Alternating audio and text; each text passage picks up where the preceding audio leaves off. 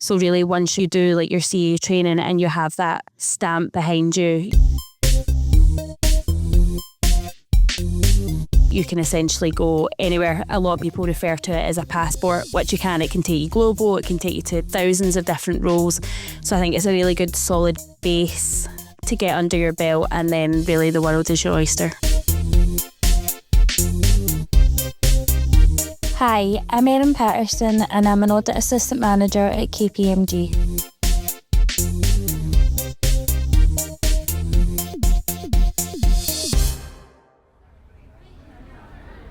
What motivated me to become a chartered accountant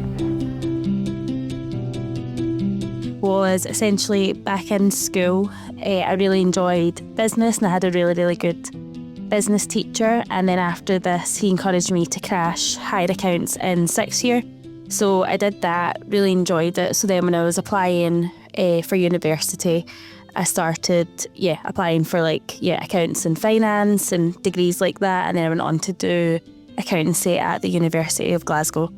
So the natural progression after that for me was to then secure a CA role, which I did. So I started KPMG's graduate role, where I completed my CA training, and now I'm a qualified CA with KPMG.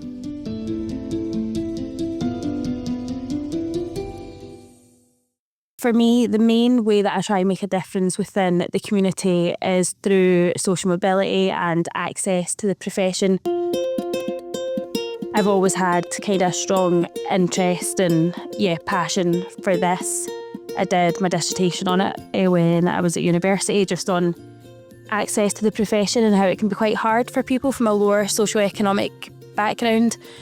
When I was at university, I was supported by the ICAS Foundation, who support students from lower socioeconomic backgrounds through bursary and mentor support. So I got this support during university, and now that I'm out of university and a qualified CA, I continue to try and still do stuff in that space. So now I'm an ICAS Foundation mentor.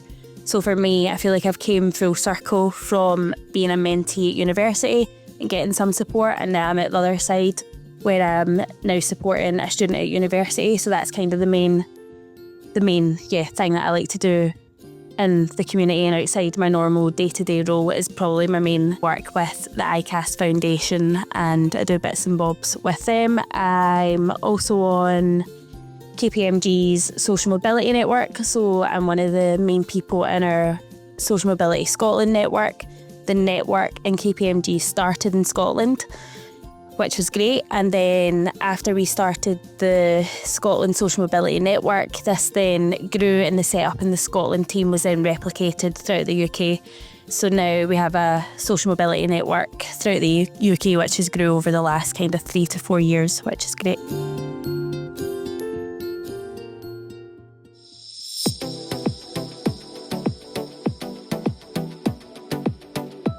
At the start of the year, I was lucky enough to be shortlisted by ICAS to interview for the One Young World Summit in 2024 in Montreal, which was, great. I don't think I could believe it when ICAS let me know that I was on the shortlist. So after this, I had to attend an interview process with the ICAS president and some other people on the panel. So there was a panel of 4. So I did an interview with them, and then after that I was successful. So I got the amazing opportunity to go to the summit in Montreal in 2024.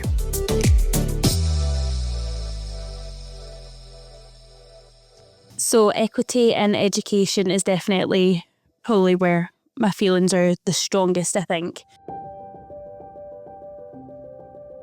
Kind of what I've always seen, like when I was doing my dissertation in university and stuff, is how it can be really difficult for someone if they went to kind of school in a poorer area, maybe not got the best grades, and then this affects them getting into university, and then obviously that can then stem on to affecting them then securing like a graduate job within the profession. And a lot of the time, like the entry requirements into some of these like graduate roles, especially within some of the bigger firms or the big 4, are really, they're quite high requirements to meet. So I definitely that's the path that I want to look down and kind of champion, is about how we break down these entry barriers. At the summit, we heard from a head teacher of a school in South Africa, and she was basically speaking about how there were some children at her school. Not just the education part, they didn't really have access to food and water, so they've paired up with some of the big corporate firms like BMW, who now support that school. And now that head teacher is able to provide all the children in that school good food, a home, and access to education, which will ultimately change their lives. And I think me working for a big firm like KPMG, I think KPMG have the resources and the tools that's needed to help some of the cases that are out there and make a difference. The audit world in general is really transforming quite quickly just now. I can even see a difference from when I started at KPMG to now, where there's a lot more technology involved, a lot more AI and that sort of stuff. I think that is potentially something that might start to attract the younger generation because it is a bit more technology dominated. In 10 years' time, if I stay with KPMG, I'd like to be quite senior within the firm by that point.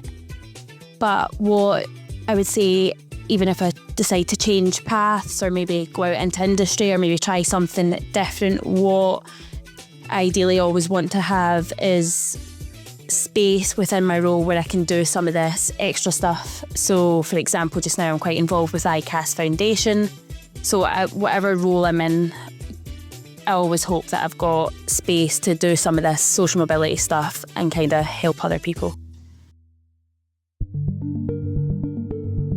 So recently, I think we've seen there's a lot more regulation in terms of sustainability, climate reporting, that sort of stuff. We are seeing that in audit. So even for some of our audit clients, we're now having to do a bit more work over, so not just the financial side of the stats, like the front end of the stats and what's reported in there.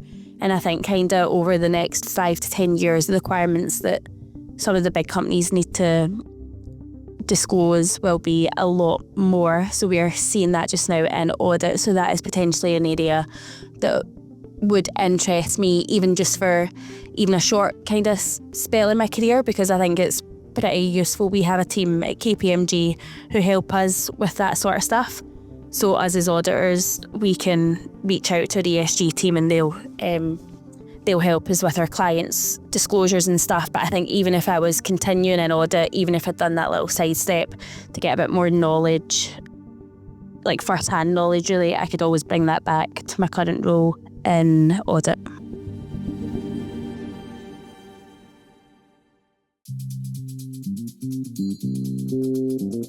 The profession, what I've seen so far is I've already had some amazing opportunities, and I would say I'm quite early on in my career, and I think that's probably the main pull factor, which I think some of the younger generations coming through, it's a great profession to have. And then when you qualify as a CE, so for example, I qualified with the Institute of Chartered Accountants, which is globally recognised.